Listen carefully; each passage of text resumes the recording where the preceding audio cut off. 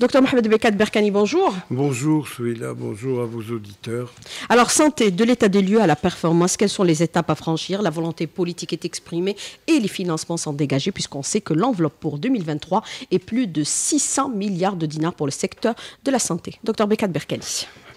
Tout d'abord, la première étape, c'est l'état des lieux. Le président de la République a commandé, n'est-ce pas, un rapport au ministre de la Santé pour savoir quel est l'état des lieux, l'état des lieux exactement qui prévaut dans le secteur de la santé publique et en particulier dans les hôpitaux. Pourquoi les hôpitaux ne donnent pas le rendement voulu et ne satisfont pas en général les citoyens par rapport à ce qu'ils sont destinés à faire, et ce, malgré les efforts des autorités en matière de budget, en matière d'intention, n'est-ce pas? Et bien entendu, les résultats ne sont pas à la hauteur des citoyens, étant donné que les gens souffrent plus ou moins, en particulier dans les hôpitaux et dans les structures annexes de la santé et les structures sanitaires, pour plusieurs raisons. Et ça, le rapport sera déterminant pour la suite des réformes en eux-mêmes qui doivent être engagées.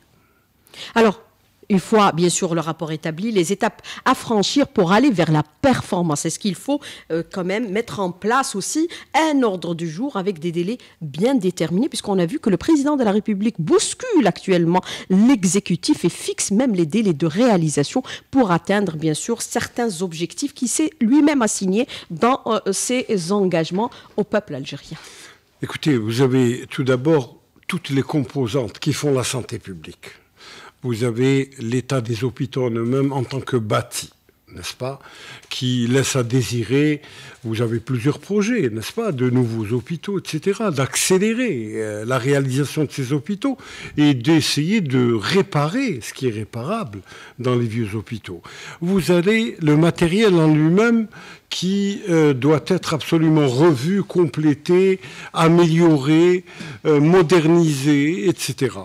Vous avez également ceux qui font la médecine de tous les jours, que ce soit la médecine curative ou préventive. Ça veut dire le personnel médical et paramédical qui accumulent les problèmes depuis des années et qui doivent être pris en compte dans la mesure où les conditions socio-économiques doivent être améliorées, mais aussi en matière de formation et de répartition à travers le territoire national. C'est d'une importance capitale, étant donné que tout est concentré dans les grandes villes. Par conséquent, il y a un certain embouteillage par rapport aux citoyens dans ce qu'on appelle communément les zones d'ombre. Donc finalement, essayer de rétablir cet équilibre d'accès aux soins de la population. Mais justement, par rapport à cette répartition inéquitable à travers le territoire national, dans la carte sanitaire actuelle, est-ce qu'il faudrait que les polycliniques jouent un rôle prépondérant? Puisqu'elles existent partout, elles ne se contentent que de quelques activités. Comme la vaccination, écoutez, par exemple. Les polycliniques, normalement, ce sont des centres qui doivent prendre en compte les pathologies communes pour éviter de surcharger les hôpitaux, en particulier les hôpitaux ou les centres hospitaliers universitaires.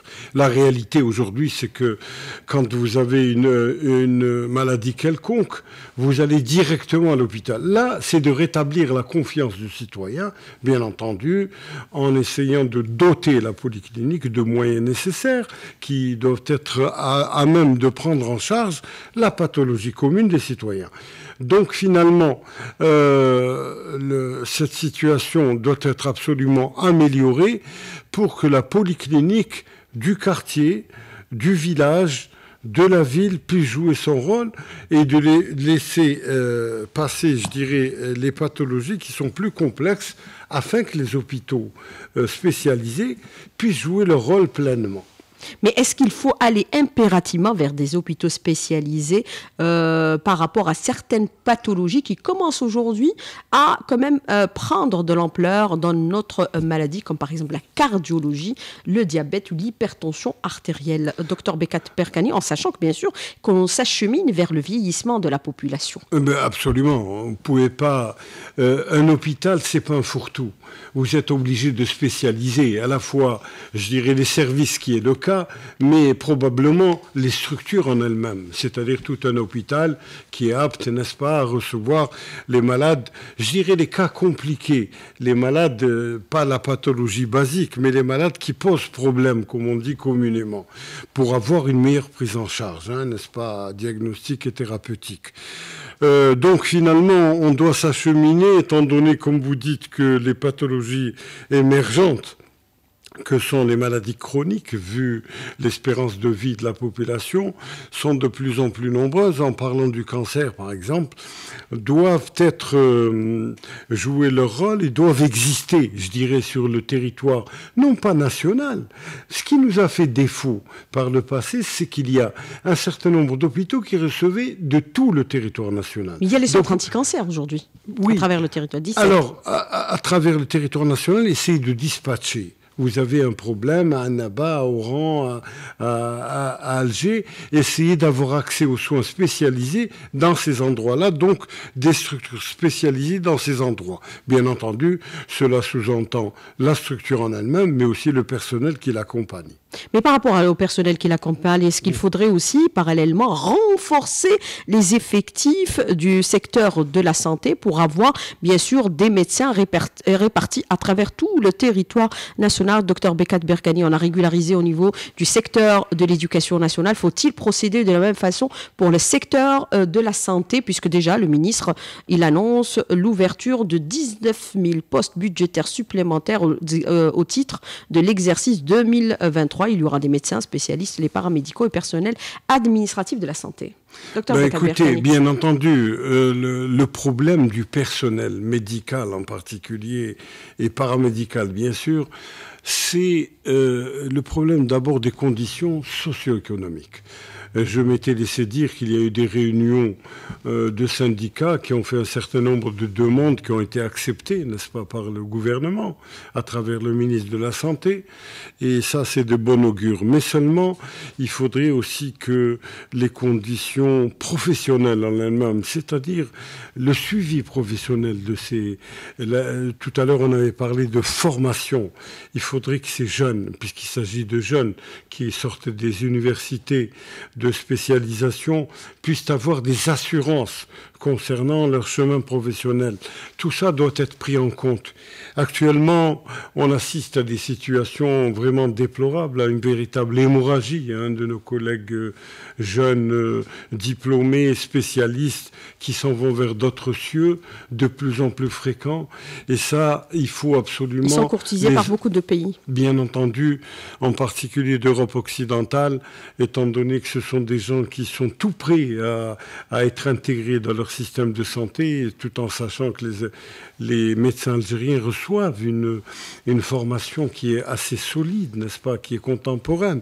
Mais seulement, il faut essayer de leur offrir, n'est-ce pas, les conditions qu'ils demandent afin de les pérenniser, de les garder dans notre pays. Et c'est dommageable de former pour les autres. Alors, tout ça, c'est une question qu'il faut prendre en charge. En urgence, c'est une question qu'il faut prendre en charge. Absolument, en urgence. Vous savez... Il y a beaucoup de départs.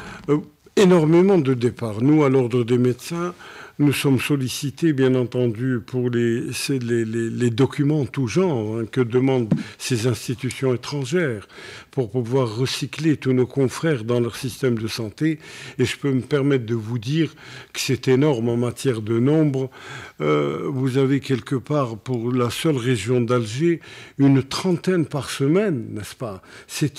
On peut parler d'une véritable hémorragie. Et ça, l'hémorragie, et je suis médecin, il faut absolument y mettre fin. n'est-ce pas? Parce que sinon, nous allons nous retrouver comme des arrière-boutiques de ces pays étrangers et qui auront des médecins à moindre coût et qui vivront, n'est-ce pas, sur les formations que nous dispensons par ailleurs de bonne qualité dans nos universités. Par conséquent, c'est un problème pour lequel il faut trouver des solutions. La meilleure des solutions, c'est d'essayer d'abord de discuter, de voir nos collègues, mais bien entendu de leur offrir des solutions, n'est-ce pas, professionnelles, socio-professionnelles, qui soient acceptables et qui soient, n'est-ce pas, évolutives dans le temps et n'est pas figées.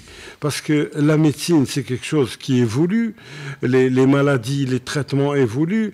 Si on doit parler de traitement, il faut qu'ils aient à leur disposition des techniques, n'est-ce pas, de diagnostic qui soient performantes, qui soient modernes, qui puissent leur suffire pour exercer pleinement leur métier, mais aussi de trouver des médicaments, des solutions thérapeutiques qui soient à la hauteur, n'est-ce pas, de ce qui se fait dans le monde. Alors, il a bien déclaré, le président de la République, l'Algérie ne sera pas et n'admettra pas de devenir une pépinière de formation pour l'Occident, notamment pour ce qui concerne le secteur de la santé, les autres secteurs également, puisque nous perdons énormément d'ingénieurs. Quand vous parlez de la nécessité de revoir un peu les conditions socio-professionnelles, il y a bien sûr l'aspect salarial, on l'a déjà abordé avec le professeur Rachid Belhadj. Je voudrais revenir avec vous sur la nécessité d'une révision aujourd'hui également du service civil, qui n'a pas donné les résultats escomptés malgré toutes les améliorations qui lui ont été apportées. Quelle est votre réponse justement par rapport à cette question, Dr Bekat-Bekani? À cette antenne, c'est devenu un peu l'arlésienne. À chaque fois qu'on en parle, le service civil, depuis sa création, n'a pas donné les résultats escomptés. Ça, c'est clair. Donc finalement, il faudra trouver d'autres moyens, n'est-ce pas, pour pouvoir dispatcher et dans les zones d'ombre, puisque c'est le cas particulier, et le but de ce service civil de dispatcher nos confrères, étant donné que la contrainte n'a jamais rien donné, et d'autant plus que c'est quelque chose qui n'est pas quantifiable. Quand, par exemple,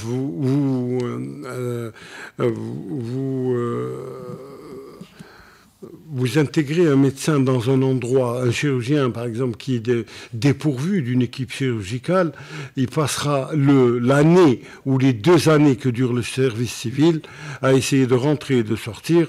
Il vaut mieux que ça soit des postes qui soient volontaires et volontaristes, dans la mesure où il accepte ce poste, où il sera plus utile, où il sera, sur le plan professionnel, pleinement productif. Alors, Dr Bekat-Berkani, puisqu'on parle aujourd'hui du système de santé qui est devenu aujourd'hui une question primordiale, puisqu'on a traversé quand même une période assez difficile avec la pandémie du Covid-19. On a vu que le monde entier s'est introverti, s'est enfermé sur lui-même. Il, bien sûr, s'est mis à nu tous les systèmes de santé à travers le monde. Mais dans la carte sanitaire actuelle, nous avons bien sûr le public et nous avons également le privé. Mais est-ce que dans le schéma qui doit être dessiné à l'avenir, l'hôpital doit être prédominant par rapport au privé, c'est-à-dire la santé publique? Écoutez, il est clair que le choix, depuis l'indépendance de l'Algérie, c'est une santé sociale, n'est-ce pas? C'est-à-dire que le secteur public doit être prédominant. Il doit le rester? Pourquoi? Il doit le rester, absolument, parce que toutes les ressources, d'ailleurs l'État algérien de tout temps, et en particulier dans les budgets en eux-mêmes, a toujours donné la prépondérance, n'est-ce pas, en matière de dépenses de santé, au secteur public, étant donné que l'Algérie, c'est un pays émergent qui n'a pas la possibilité. Vous avez par exemple, à contrario, un certain nombre de pays comme les États-Unis où quand vous êtes malade, vous êtes obligé de souscrire à une assurance qui est privée, n'est-ce pas, comme une voiture. Mais nous, c'est le système social qui domine. Donc, à travers la lutte de libération, il faudrait que l'État algérien, qui a toujours considéré que la maladie, que le traitement sont de la priorité de l'État. Il faut essayer d'améliorer ce système et que le secteur privé soit un secteur d'appoint avec des règles précises, n'est-ce pas? Le secteur privé, c'est important, mais seulement le gros des dépenses, le gros du fonctionnement doit être celui du secteur public dans la qualité de la prise en charge. Alors, docteur Mohamed Bekat Berkani, je voudrais revenir avec vous sur ce que vous avez déclaré dans la première partie de l'invité de la rédaction. C'est un chantier important puisqu'il concerne directement la santé des citoyens. La santé n'a pas de prix. Le président de la République, pendant la période de Covid, a déployé tous les moyens. L'État a été mobilisé à tous les niveaux, même avec l'institution militaire. Vous avez déclaré aujourd'hui que l'hôpital doit être prédominant, le secteur privé complémentaire. Comment assurer cette complémentarité et comment la définir pour éviter, bien sûr, de commettre encore des erreurs qu'on risquerait de payer cash à l'avenir? Docteur Bekat Berkani. Écoutez, tout d'abord, on en a parlé, d'améliorer les conditions de travail de l'hôpital public, que ce soit contenant et contenu. Ça veut dire que essayer de voir comment rendre l'hôpital public plus attrayant et dans les conditions d'accueil en elles-mêmes. Vous avez aussi, on va à l'hôpital, c'est pas pour se promener, c'est pour trouver une solution, n'est-ce pas? Déjà, le premier réflexe, c'est d'aller à l'hôpital. Bien sûr. On ne pense pas parler à une clinique. Oui, mais ça, c'est un réflexe, parce que c'est un manque de confiance, oui-là. Les Algériens n'ont plus confiance dans les structures périphériques. Ils vont à l'hôpital et évidemment, c'est l'embouteillage. Alors, essayez d'améliorer ces circuits, de rendre toute sa splendeur à la polyclinique du quartier, de la ville, du village, etc. Pour essayer de faire un dispatching, n'est-ce pas, vis-à-vis de l'hôpital en lui-même. Alors, les conditions d'accueil, on en a parlé. Le bâti, bien entendu, nous sommes en train de fonctionner avec des hôpitaux au maximum des années 80, n'est-ce pas, qui ont dépassé leur âge et année de fonctionnement. Vous avez un matériel qui est multiple, qui tombe en panne souvent. Il faudrait revoir toutes ces situations avec ceux qui les utilisent. Ça veut dire les gestionnaires, ça veut dire les médecins, ça veut dire le personnel paramédical. Ouvrir une large concertation. Essayer de voir comment trouver des solutions à court terme, d'abord, parce qu'il s'agit d'une évolution rapide, la maladie n'attend pas, à moyen terme et à long terme. Bien entendu, toujours guidé par ces principes que l'hôpital public et le secteur public doivent être prépondérants. Ça veut dire que les malades algériens doivent être pris en charge dans les meilleures conditions possibles et imaginables et essayer de trouver des solutions rapides. Alors, l'affectation de budget, c'est important. Comme vous dites, la santé, ça n'a pas de prix, mais ça a un coût. Bien entendu, il faudrait qu'il soit utilisé à bon escient. Vous avez 2 ministères qui sont concernés, c'est-à-dire le ministère de la Santé et de la Sécurité sociale, c'est-à-dire du Travail, qui est le ministère de l'Argent de la collectivité nationale, qui doit rembourser en particulier, qui n'a pas fait évoluer ses critères de points indiciaires de remboursement depuis des dizaines d'années, et qui fait que la situation est figée. Le privé travaille dans son coin avec des tarifs qui sont prohibitifs, non remboursés par la sécurité sociale, et l'hôpital public, il fait ce qu'il peut, avec les moyens qu'il a, très souvent dérisoires et difficiles à mettre en œuvre. Alors, un secteur privé complémentaire, définir un nouveau cahier de charges et bien sûr fixer la nomenclature des soins qui n'a pas évolué depuis pratiquement 1991. Alors, bien entendu, discuter. Vous avez des associations, oui, par exemple, en matière de chirurgie. On connaît la situation, il faut agir. Bien sûr, il faut trouver des solutions urgentes pour pouvoir proposer des solutions. On ne peut pas continuer comme ça. De façon pratique, si vous voulez vous faire opérer, il faut aller dans une clinique privée et où vous ne serez absolument pas remboursé. Et ça, c'est pour les ménages un lourd fardeau financier, n'est-ce pas? Vous avez des gens qui viennent du fin fond de l'Algérie pour essayer de trouver une solution, en particulier chirurgicale, pour eux-mêmes. Alors là, c'est pas acceptable. Il y a des gens qui vendent leurs biens pour pouvoir se soigner. Bien entendu. Ou alors, fait plus grave, il y a des gens qui vendent leurs biens, qui s'endettent, qui vont à l'étranger, en particulier en Tunisie, en Turquie, pour ne pas les nommer, dans des pays qui, ma foi, ne sont pas des pays des foudres de guerre en matière de médecine, mais qui ont pris la place de l'Algérie, alors que l'Algérie a été un pays de médecine, a été un pays formateur et actuellement un pays exportateur de médecine. Et ça, c'est une situation absolument, je dirais, anormale.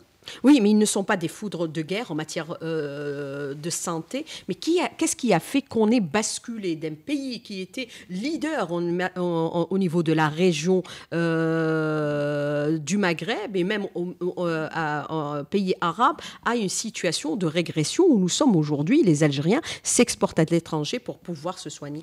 Qu'est-ce qui fait qu'on passe d'une situation à une autre? Qu'est-ce qui s'est passé entre-temps? C'est une situation de médiocrité collective. Ça veut dire qu'on a laissé faire les choses depuis des années, n'est-ce pas? On ne s'est pas intéressé à l'hôpital public en particulier. On a essayé de vivoter. On a mal géré. C'est un problème de mauvaise gestion. Il ne faut pas jeter la pierre au pouvoir public. Le pouvoir public a toujours mis de l'argent sur le plateau. Mais seulement, c'était la gestion qui n'était pas à la hauteur.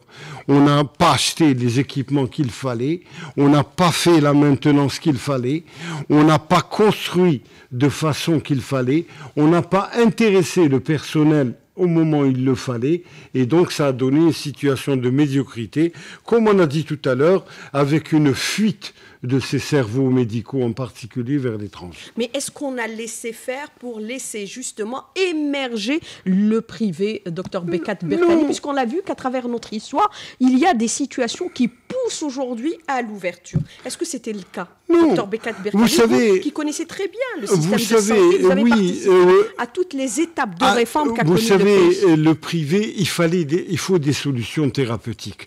Quand l'hôpital public est absent, il faut qu'il y ait des structures quelque part de remplacement. Le privé a pris un petit peu le relais parce qu'il fallait bien trouver des situations. Bon, oui, mais c'est construit avec les compétences qui existaient dans les hôpitaux. C'est les systèmes en eux-mêmes qui sont en cause. On a permis les temps complémentaires, n'est-ce pas, qui sont devenus des temps définitifs. Oui, mais les temps complémentaires, est-ce qu'il faut les définir aujourd'hui de façon claire ou alors il faut carrément les supprimer, choisir de travailler à l'hôpital ou choisir de travailler dans une clinique? Moi, je pense... C'est le même principe qui se pose à tous les secteurs, également le nôtre. De ceux qui pensent, et je ne suis pas le seul, quand on choisit un système, on y reste. On ne peut pas rester public d'un certain nombre d'heures dans la journée et redevenir privé un certain nombre. C'est pas très compatible. Oui, c'est pas compatible. On choisit le système en eux-mêmes et on assume ses responsabilités. Voilà. Le système, il a des règles. Si vous êtes public, vous êtes sous le sceau de la fonction publique. Si vous êtes privé, vous êtes sous le sceau des professions non commerciales privées. Vous devez payer des impôts, etc., etc. Vous prenez un certain nombre de responsabilités. Et ça permettra bien sûr de créer des emplois. Bien entendu. Mais seulement, le privé national doit avoir sa place dans le système de santé. On l'a dit tout à l'heure, complémentaire. Il faudrait que l'État puisse se projeter dans ce complément du système de santé, bien entendu.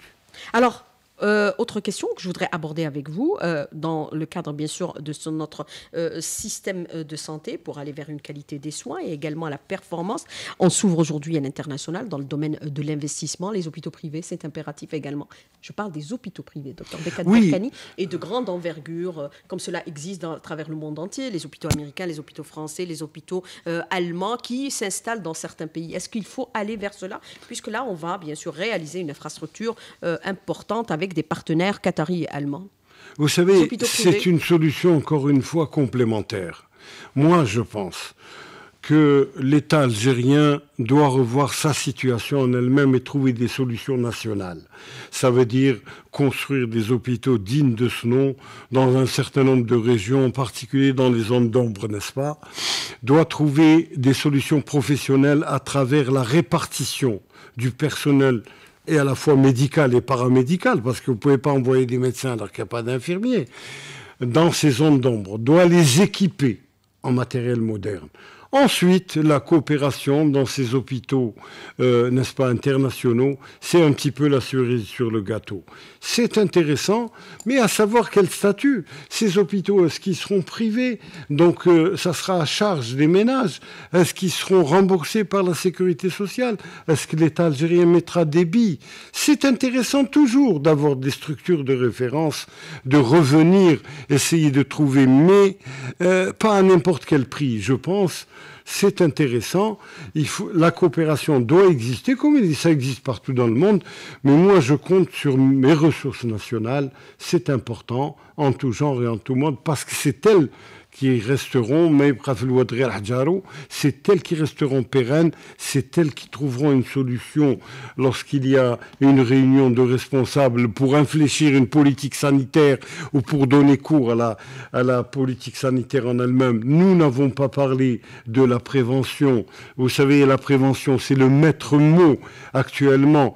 Nous avons Vous avez des ministères à travers le monde, c'est les ministères de la Santé et de la Prévention. Voilà, et de la prévention et de la sécurité sociale d'ailleurs. La sécurité sociale qui fait partie de notre ministère. Et à notre sens, à mon sens, c'est mon opinion, ça n'engage que moi, la sécurité sociale doit faire partie du ministère de la Santé parce que c'est l'argent des cotisants.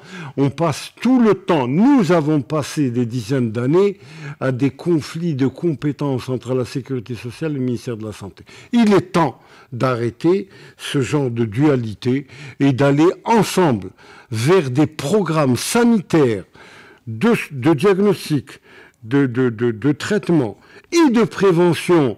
Vous savez, nous avons traversé la période du Covid, c'était un petit peu l'arbre qui cachait la forêt. Et nous voilà devant la véritable situation du cancer en lui-même, qui nous fait bon an, mal an, il ne faut pas oublier 55 000 cas qui sont tous voués à disparaître, malheureusement, dans les 2 années qui suivent. Vous avez des vrais défis qui se posent à l'Algérie pour essayer de trouver des solutions précoces et de sortir tous ces malades par rapport à des cancers prédominants dont on peut trouver une solution thérapeutique à condition qu'ils soient pris très tôt. Alors, par rapport à ce que vous déclarez à l'instant, par rapport à cette dualité qui existe aujourd'hui, que vous avez soulevé à l'instant, Dr Bekat Berkadi, je reprends bien sûr vos propos par rapport à la santé, la sécurité sociale, faut-il aussi aller vers la contractualisation dans le cadre du nouveau schéma ? Bien entendu, celui-là, on en a parlé. Ça fait des années C'est un que projet qui date de 2007. La contractualisation, c'est encore une fois l'arlésienne. On en parle beaucoup, tout le monde est d'accord, mais c'est pas appliqué. Pourquoi ça? Je ne veux pas le savoir. En tout cas, la carte Chifa la carte Chifa a réglé beaucoup de problèmes. La carte Chifa pour les maladies chroniques. C'est le premier acte de numérisation de l'Algérie qui date depuis quelques temps. La numérisation. Si on l'a fait pour la glace, on peut le faire pour la carte Chifa, dans le cadre de la numérisation, c'est une bénédiction, en particulier pour les maladies chroniques. Ça peut aussi permettre de mettre en place le fichier du malade. Bien sûr. Et l'informatisation. De faire une traçabilité du malade, de faire une traçabilité de son traitement, etc. Pour ne pas avoir à se trimballer avec un sachet de documents et de radios. Mais là, la contractualisation, il faut discuter avec les cliniques privées et de mettre en place ce système. Qu'il soit discuté, bien entendu. Qu'il soit un système qui, au début, peut-être n'est pas satisfaisant pour des structures privées qui veulent absolument entrer dans leurs investissements très rapidement. Mais il faut faire appel un petit peu au nationalisme de tout le monde, de dire voilà, nous vous proposons tel type de contrat, n'est-ce pas? Et ensuite, c'est des contrats évolutifs. C'est dans le cadre d'une discussion. Et bien entendu, on peut trouver des solutions entre les deux partenaires. Parce que l'État, pourquoi? C'est désengagé étant donné que ce sont des tarifs prohibitifs. On ne peut pas rembourser, par exemple, une intervention chirurgicale qui coûte plusieurs dizaines de millions, n'est-ce pas? Sinon, la sécurité sociale a un équilibre, n'est-ce pas, financier à respecter. Déjà que, avec les maladies, elle est en déficit avec les maladies chroniques, et c'est une bénédiction, encore une fois, qu'elle rembourse. Elle a financé la Caisse, bien sûr, nationale des retraites. Elle a financé la Caisse nationale des retraites, on la sollicite, mais c'est un petit peu le tonneau des Danaïdes. Alors, bon, il faut que tout le monde comprenne qu'il y a un effort à faire. Et ça, c'est dans le cadre de discussion. Les Algériens sont sensibles à la discussion, dans la mesure où il y a une traçabilité, où il y a une évolution qui est visible. Parce que nous avons agi comment? Chaque fois qu'il y a un changement de titulaire dans ces postes sensibles, Il est absolument la remise à plat de la réflexion et évidemment ne pas ouvrir ce genre de dossier qui est considéré comme un dossier sensible et difficile à traiter. Il faut s'attaquer à tous ces problèmes et discuter. Alors, autre question que je voudrais aborder avec vous, docteur Bekat Berkani. Nous avons vu qu'à travers, bien sûr, ces interventions, le président de la République bouscule actuellement l'exécutif pour accélérer le processus, bien sûr, de la relance économique qui est importante aujourd'hui pour la création à la fois de la richesse et, bien sûr, des emplois dont on en a impérativement besoin à travers le territoire national et inscrire l'Algérie dans l'émergence. C'est le même principe qui doit aujourd'hui se faire pour la fabrication du médicament. On sait qu'à la création, bien sûr, du ministère de l'industrie pharmaceutique, il y a eu beaucoup de réticences, mais aujourd'hui, les résultats sont perceptibles. Est-ce qu'il faut encore l'encourager davantage de telle sorte à répondre aux besoins nationaux et réduire la facture d'importation? On l'a vu pour l'insuline. Aujourd'hui, des instructions sont données puisque la facture, c'est pas moins de 400 millions de dollars d'importation d'insuline. La volonté, c'est de réduire ce niveau de moitié. Docteur Bekat Berkani. Ben écoutez, c'est une évolution qui est très positive, dans la mesure où nous sommes arrivés à des taux qu'on ne pouvait pas imaginer il y a quelques années, n'est-ce pas? Nous sommes à près de 70% de fabrication des médicaments. Même s'il y a des lobbies qui font qui veulent faire reculer l'Algérie. Vous aurez toujours des lobbies qui freinent pour leurs intérêts propres. Alors, le problème, c'est que vous avez un certain nombre de médicaments qui dits communs, qui sont plus ou moins disponibles. Vous avez des manques, c'est une réalité. Vous avez aussi le problème des médicaments des maladies chroniques. Vous avez parlé de l'insuline, je vous parle des médicaments oncologiques, les anticancéreux, où nous avons des difficultés à les fabriquer. Parce que les anticancéreux sont des médicaments qui coûtent le plus cher, n'est-ce pas? Et c'est des médicaments hospitaliers. Voilà, qui coûtent le plus cher en matière d'argent et de finances, et qui ont des process techniques que nous n'avons pas. Par conséquent, il faut trouver l'équilibre entre diminuer la facture du médicament et encourager les producteurs nationaux absolument, et essayer... on avait parlé, je ne sais pas si vous vous rappelez, sur El Hachmi, il y a quelques années, d'une dizaine de marques de paracétamol, n'est-ce pas? Essayer d'être un petit peu plus économe de ce côté-là et encourager les producteurs à trouver des process et des médicaments innovants, n'est-ce pas, avec des facilitations financières pour essayer de ramener le maximum d'économies et d'essayer d'acheter des médicaments qui soient les médicaments les plus chers. Oui, mais est-ce qu'il faut aussi impliquer les prescripteurs dans cette démarche, puisque parfois, vous avez les médecins qui sont réticents aux produits nationaux. Docteur Bekat Berkani. Les médecins sont réticents. Vous savez, je suis un prescripteur de base. Je suis installé. Oui, je suis installé personnellement. Mais je peux me permettre de vous dire une chose, c'est que j'ignore absolument quelle est la pharmacopée actuelle. Pourquoi? Parce qu'il y a un manque d'information. Et ça, il faut agir de ce côté-là. C'est pour cela que la numérisation est importante. Alors, la numérisation en disant tel et tel médicament est disponible, etc. Et l'autre ne l'est plus. Bien entendu. Alors, c'est-à-dire créer des réseaux, et la communication doit se faire. Entre le ministère de la Santé et celui du Travail, puisque c'est lui qui est en charge de la sécurité sociale. De la sécurité sociale, il faudrait qu'il informe aussi les praticiens. Et l'industrie pharmaceutique aussi. Et donner probablement des abattements, des primes. C'est comme ça qu'on arrive. C'est comme ça que les pays développés sont arrivés à gagner, n'est-ce pas, une prescription qui soit économe. Alors, actuellement, vous êtes dans un pays où vous ne savez pas exactement quels sont les médicaments, alors les gens ont une réticence naturelle à prescrire des génériques, à ne pas faire confiance aux génériques, à donner... Pourtant, il y a des médicaments importés, c'est des génériques. Oui, c'est des génériques, bien entendu, importés, ils sont des génériques. On fait douter le contrôle. Le contrôle, la vox populi fait douter des contrôles des médicaments. Alors, bien évidemment, ce qui est encore plus grave, c'est que les professionnels de santé tombent dans ce piège. Mais seulement, il faut expliquer aux gens, il faut expliquer aux médecins quelle est la disponibilité. Les pharmacies vendent des médicaments, la disponibilité comme des épiceries, les médecins prescrivent des médicaments, ils font des ordonnances selon leur souvenance et selon leur souvenir, n'est-ce pas, de médicaments. Bien entendu, il y a une non-communication entre tous les compartiments. Et bien sûr, il y a une réalité qu'il ne faut pas aussi se voiler, le lobby des laboratoires pharmaceutiques. Alors, docteur Bekat-Berkani, maintenant, nous avons parlé bien sûr de ces aspects-là. Comment limiter aussi le niveau de gaspillage? Nous avons dans certains pays, on vend par exemple des médicaments à la gélule. Est-ce qu'il faudrait recourir à... Parce qu'on a tous des médicaments stockés à la maison et qui sont périmés parce qu'on ne les a pas consommés, notamment en période de Covid. On a acheté des quantités importantes. Comment lutter aujourd'hui contre le gaspillage? Qu'est-ce qu'il faudrait pour assurer cette rationalisation? Je ne pense pas qu'un jour on arrivera à dispenser des médicaments à la gélule. Mais enfin, oui, c'est un principe. Je donne l'exemple, docteur Bekat-Berkani. Alors là, on fait appel tout d'abord à la... On consomme énormément d'antibiotiques, par exemple. Ça a été démontré. C'est une réalité. Alors, les antibiotiques, vous savez que on prend un antibiotique. Oui, les antibiotiques. D'abord, c'est l'automédication.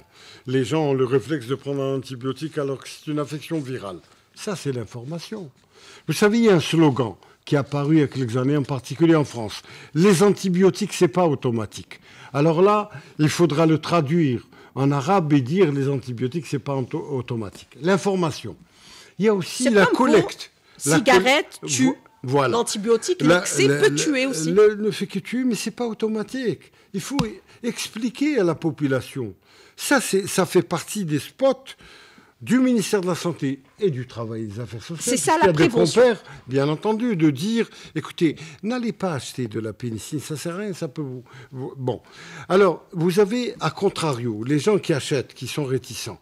Mais quand ils ont des médicaments dans leur pharmacie, rien n'empêche de faire des collectes de médicaments et de les utiliser pour les gens probablement dans les pharmacies, ça concerne les pharmacies, qui peuvent donner des boîtes gratuitement ou alors des associations qui les distribuent. Il y a tous des réseaux, n'est-ce pas, à essayer d'exploiter pour essayer de diminuer la dépense, diminuer le gaspillage. Ou alors les déposer au niveau des maisons de la vieillesse. Alors, autre question que je voudrais aborder avec vous, les compléments alimentaires, comment agir aujourd'hui? Est-ce qu'il faut légiférer? Docteur Bekat-Berkani, puisque nous avons vu aujourd'hui une profusion de compléments alimentaires au niveau des officines. J'ai lu dernièrement que le ministre de l'industrie pharmaceutique a déclaré la guerre. Et c'est la guerre qu'il faut déclarer. Parce que c'est une publicité, n'est-ce pas, qui est mensongère. C'est une réalité, c'est le médecin qui vous le dit. Le médecin vieillissant, certes, mais le médecin quand même. Ces compléments alimentaires ne sont que l'apanage d'une frange, mais alors très réduite de la population. Quand vous mangez, normalement, vous avez toutes les vitamines dans un pays qui est ensoleillé. Vous avez de la vitamine D, de la vitamine C dans l'orange. On a tous des carences en vitamine D.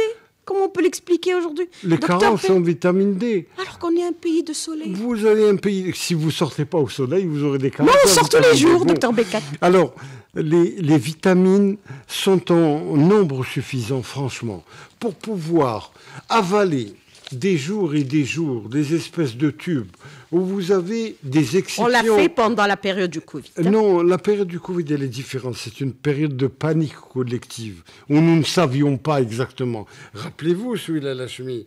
On a avalé même l'hydroxychloroquine, on a fait tout ce qu'on pouvait. Tout ce qu'on pouvait avaler de peur de mourir du Covid, nous l'avons fait. Mais maintenant, le Covid, c'est un petit peu l'arbre qui cache la forêt.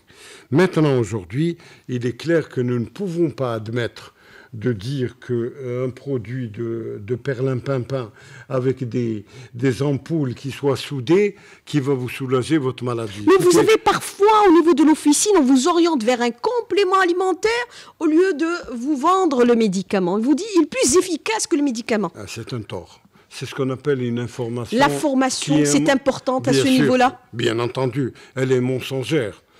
Le pharmacien, je ne pense pas que nos collègues pharmaciens puissent franchir ce pas. Ce sont des gens qui ont fait des études sérieuses, ce sont des gens qui ont fait des universités, qui connaissent les malades, les maladies, qui connaissent les médicaments en eux-mêmes. Bon, il faut rétablir un petit peu les équilibres et arrêter un petit peu toutes les spéculations, parce que c'est un aspect spéculatoire. C'est un grand chantier qui nous attend. C'est un grand chantier.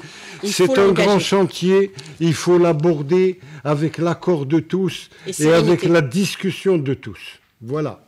Docteur Bekat Berkani, merci d'avoir répondu à nos questions et d'avoir été en direct avec nous ce matin dans le studio. Merci beaucoup, bonne journée, à bientôt. Merci à vous.